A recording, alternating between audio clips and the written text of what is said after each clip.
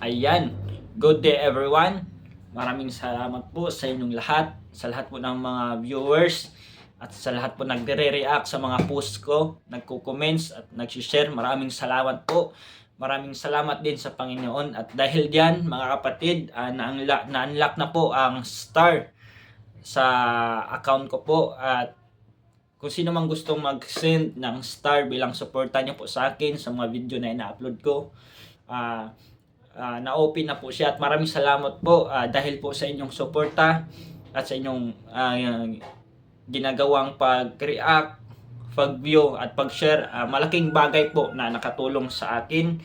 Maraming salamat po, at pasalamatan ko din ang lahat dahil sa Panginoon, dahil sa kanyang pagpapala, dahil sa kanyang mga pabor.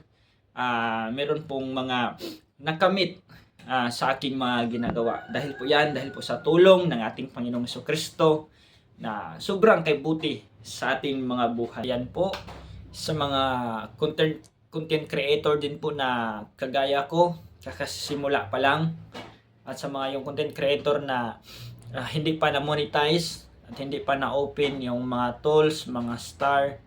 Wag po tayong mawala ng pag-asa, wag po tayong mainip.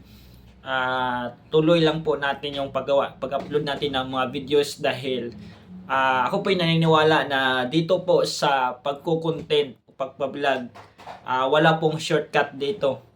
So, continue lang, patuloy pa rin.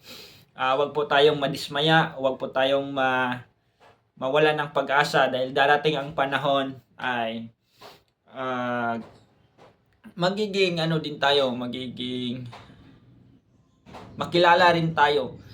So makilala rin tayo sa mga tao na yung mga video natin, darating din ang panahon na mararami din yan yung views, yung mga share, at saka yung mga likes.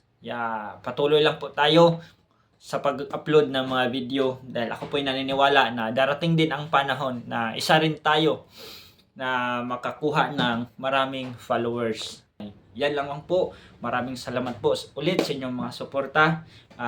God bless everyone. Ang Diyos ang magpapala sa ating lahat. Amen.